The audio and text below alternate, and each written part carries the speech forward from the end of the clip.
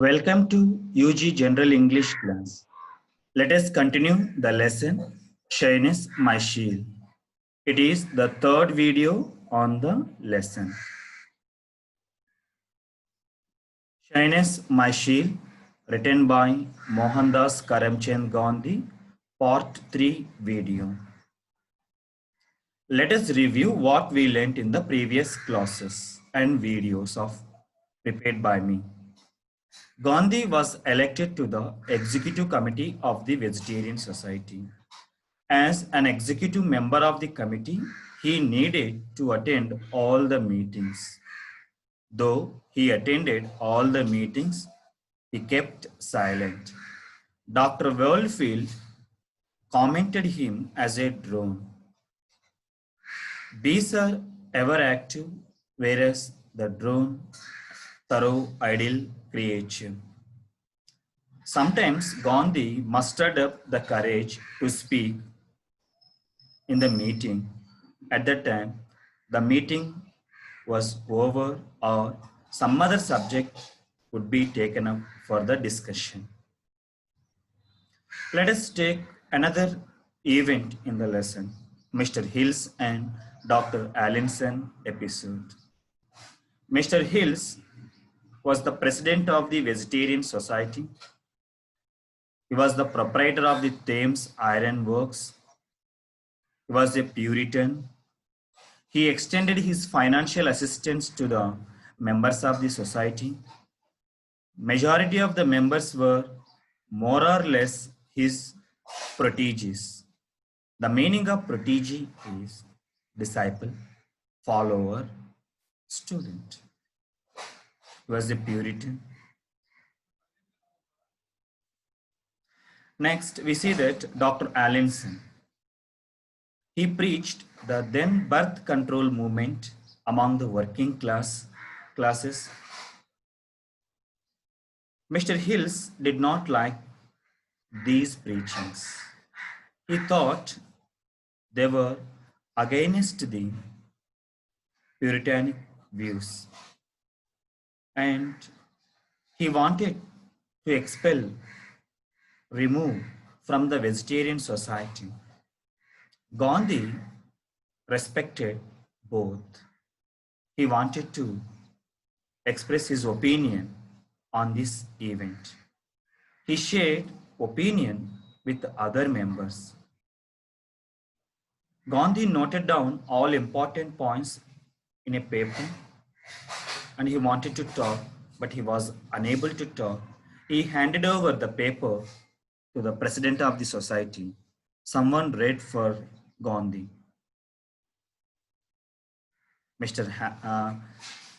Dr. Allinson lost the day. Later, Mahatma Gandhi resigned from the committee and came out of that vegetarian society. Next, we have Gandhi's experience in Ventnor. Gandhi went to Ventnor with Sergeant Mazumdar. There, they met Mr. Howard. Mr. Howard was the author of the book, The Ethics of Diet. He invited them to a meeting for the promotion of vegetarianism.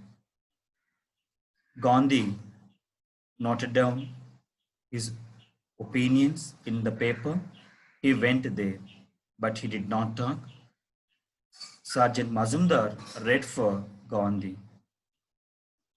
There also he felt uneasiness because he did not express his opinion. Until there, we discussed in the previous two videos, students. It was a brief sum up. Now, let us move to the lesson.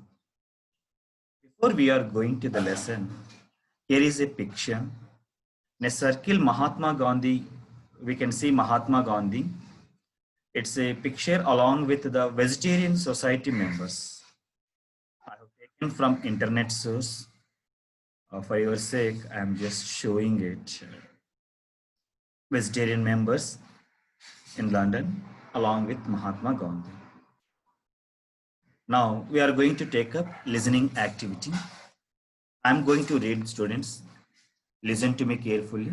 Later we discuss it. My last effort to make a public speech in England was on the eve of my departure for home. But this time too, I only succeeded in making myself ridiculous. I invited my vegetarian friends to dinner in the Holborn restaurant referred to in these chapters. A vegetarian dinner could be had, I said to myself, in vegetarian restaurants as a matter of course. But why should it not be possible in a non-vegetarian restaurant too? And I arranged with the manager of the Holborn restaurant to provide a strictly vegetarian meal. The vegetarians hailed the new experiment with delight. All dinners are meant for enjoyment, but the West has developed the thing into an art. They are celebrated with great eclat, music, and speeches. And the little dinner party that I gave was also not accompanied by some such display. Speeches, therefore, there had to be. When my turn for speaking came, I stood up to make a speech. I had with great care thought out one which would consist of a very few sentences, but I could not proceed beyond the first sentence. I had read of Addison that he began his maiden speech in the House of Commons, repeating, I conceive three times. And when he could proceed no further, a wag stood up and said, the gentleman conceived thrice but brought forth nothing. I had thought of making a humorous speech, taking this anecdote as the text. I therefore began with it and stuck there. My memory entirely failed me, and in attempting a humorous speech, I made myself ridiculous. I thank you, gentlemen, for having kindly responded to my invitation, I said abruptly and sat down. This was the text, students. Now let us review what it is given in the text. So here naturally we see it.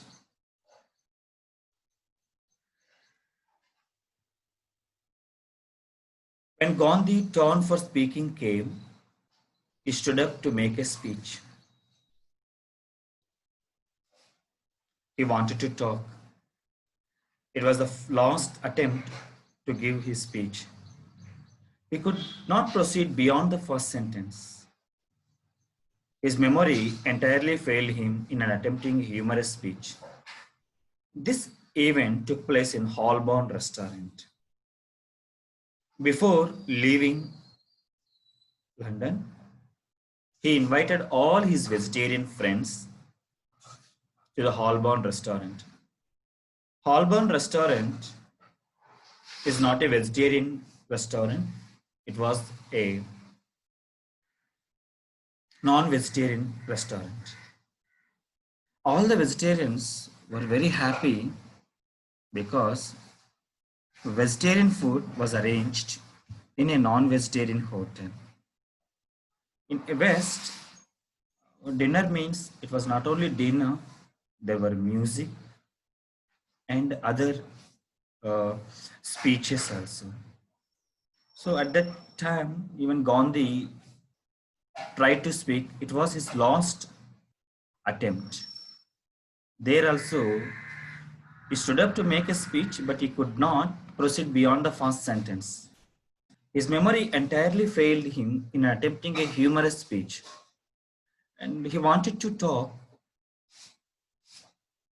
Addison's quotation, anecdote, but he was unable to recollect that event.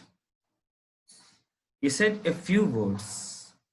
I thank you, gentlemen, for having kindly responded my invitation, and later he sat down. This event took place in Holborn restaurant in London, and he invited all his vegetarian friends and provided dinner, wanted to talk, but there also he was not successful. Now let us take up listening activity 2. I'm going to read that lesson. later we will discuss. It was only in South Africa that I got over this shyness. Though I never completely overcame it, it was impossible for me to speak impromptu. I hesitated whenever I had to face strange audiences and avoided making a speech whenever I could. Even today, I don't think I could or would even be inclined to keep a meeting of friends engaged in ideal talk. I must say that beyond occasionally exposing me to laughter, my constitutional shyness has been no disadvantage whatever. In fact, I can say that on the contrary, it has been all to my advantage. My hesitancy in speech, which was once an annoyance, is now a pleasure. Its greatest benefit has been that it has taught me the economy of words. I have naturally formed the habit of restraining my thoughts, and I can now give myself the certificate that a thoughtless word hardly ever escapes my tongue or pen. I don't recollect ever having had to regret anything in my speech or writing. I have thus been spared many a mishap and waste of time. Experience has taught me that silence is part of the spiritual discipline of a votary of truth. Proneness to exaggerate, to suppress, or modify the truth, wittingly or unwittingly, is a natural weakness of man, and silence is necessary in order to surmount it. A man of few words will rarely be thoughtless in his speech.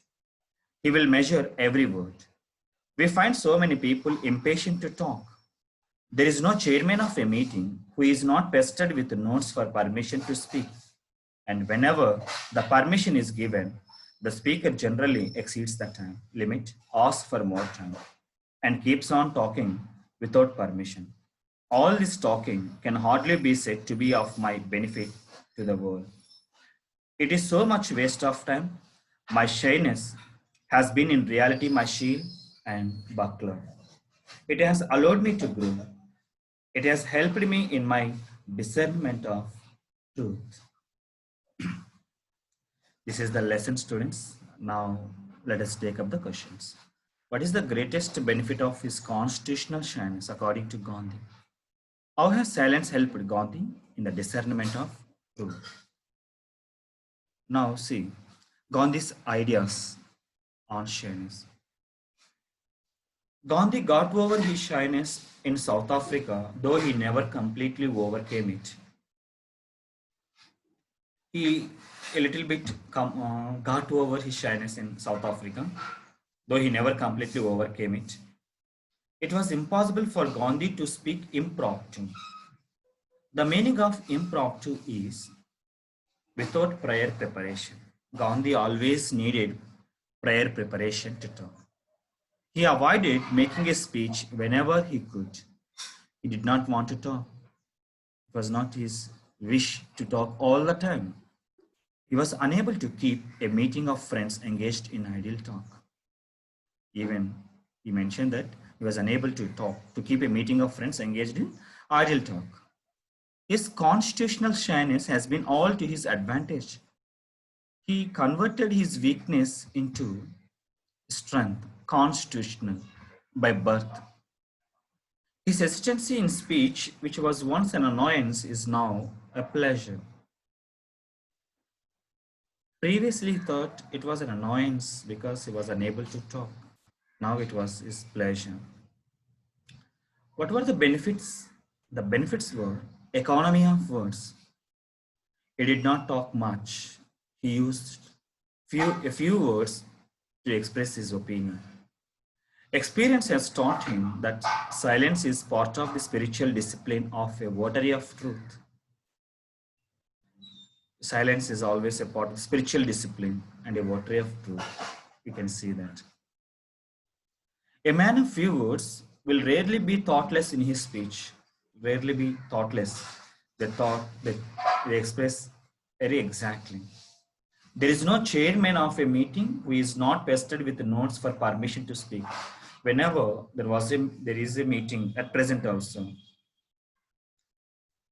the speakers always ask the chairman of the meeting, give them some time to talk, to express their opinion. And they may exceed the time limit. The speaker exceeds the time limit, asks for more time. His shyness has been in reality a shield and buckler, a protective cover. It has allowed him to grow. Gandhi admitted his shyness allowed him to grow. It has helped him in his discernment of truth. To verify truth, shyness helped him. So he converted his shyness into strength, his weakness into strength. That was his greatness. It is given that students. Let us to sum up.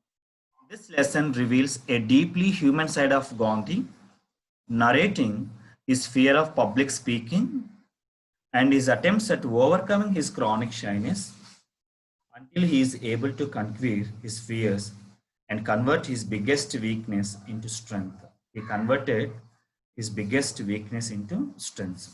Students, we all learn from Gandhi's life. See, our father of nation, we all call Bapuji or Mahatma Gandhi, also has weakness, shyness, but into he converted his weakness into his strength. That is his success.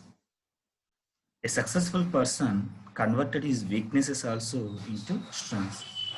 We all learn from Gandhi. We too convert our weaknesses into strengths. You note down your weaknesses, convert into your strength, then we will be very successful persons in our career.